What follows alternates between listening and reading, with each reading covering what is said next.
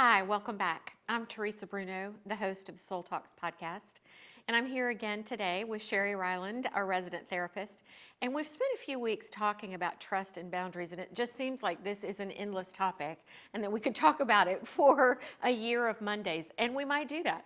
But today we are talking about it again, and in light of every time there's a big life change, a life pivot, whether it's coming out of your early 20s into that period of time when you're in your 30s and you're married and you have kids and job.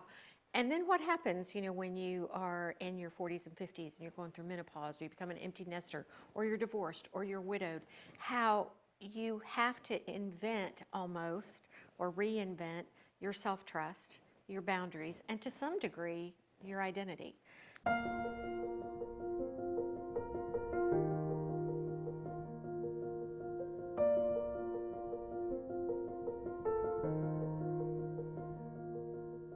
So Sheri, hi, thank you for being with Hi, us.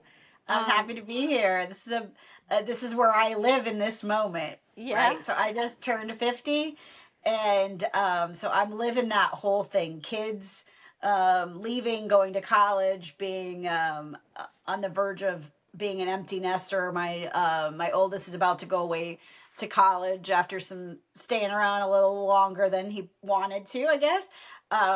And learning how to go through all the hormones and all of the great crazy stuff that's happening at this time in my life, right? So I can totally identify with that, being someone who's divorced, someone who doesn't have, I'm not in a relationship, so this time of my life, being able to try to trust myself is hard. yeah, So of not having somebody else to bounce those kind of ideas so off of, hard. do I do this? Do I do this in my business? I mean, I have those people. It's just not my partner, Yeah, right? So it's hard to make those decisions on your own when you don't trust yourself. So if I've stumbled over that a lot over the last few years, but as I've trying to see where I went wrong and where I need to course correct, yeah, um, it's it's actually a great and exciting thing at the same time. You had said something about alluding to the idea of changing identities, yeah. and we are like I'm still a mom, but I'm a mom in a different way. I'm not a Mm-hmm. mom of small children anymore. I'm Right. not a mom that needs to take care of their kids constantly. My kids are off having their life, right? And I'm excited for them, but at the same time I feel like, woo, this is a lot to what am I doing next? So how do we learn it, at this stage in life? Because I'm certainly in the same shape. Mhm. I am a single mom. Do not have a partner. I definitely have had to learn how to trust myself. And I spoke a little bit about this a couple Mondays ago, and they all run together, but trust myself in new relationships, in new friendships, and Yes. not have James to lean into, not have James to bounce it off of, whether it's a business decision or a friendship decision, and not have him go with me to that dinner. Or, Right. and so trusting myself becomes one of the most important things I do. Making good Right. choices. Does it align with Mhm. who I want to be, how I am shaping my life at this nexus in my life? Yes.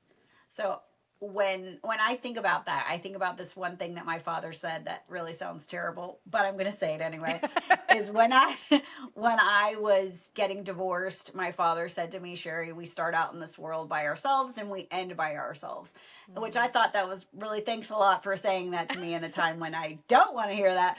But at the same time, it also reminds me that at the end of the day, I'm the only one who's actually going to make the decision and stick with it for myself. That's where it hits the hardest right now for at this age, is that I get to make these decisions. I don't have to worry about where I'm going to live. I don't have to worry about a lot of different things because I don't have those other people to be beholden to or care for in the way I did when mine were little. So I get to say, these are certain behaviors that have been in my life before that I don't want again. and I will not tolerate again.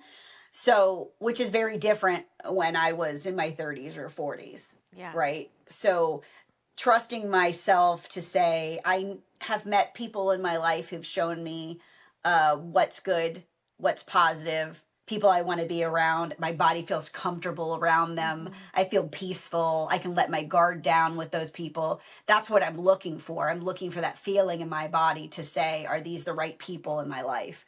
Are these the right decisions in my life? Do they feel good and comfortable in my body? Not Mm-hmm. just have I overthought it to death, which we're all going to do. It's just resetting, going back and being mindful of what's happening right now. If I can really sit and focus just on what's happening in my body, like scanning my body from the top of my head all the way down to my toes and saying what's happening there. That's where we get to see, is it that I have anxiety? Why? Why do I have anxiety? Is it I need to be on meds anxiety, or is it my body is just trying to really figure all this out? Mm-hmm. Where am I at? And again, that also says I can either do this by myself and figure it out, or I'm going to ask other people for help, whether that's to find a provider that helps me with my hormones because they're out of whack at this age, somebody that's going to help me work through all my past thoughts and fears, or sitting down and also journaling, writing out things like you Mm-hmm. did with your book, Mm-hmm. of writing out what happened through that lifetime, right? Because that Right. was a long period that's a very long marriage, right? Right. To look back and say, what do I want again? Mm-hmm. What felt comfortable in there that I'm looking for in another person? That's how I set my boundaries now.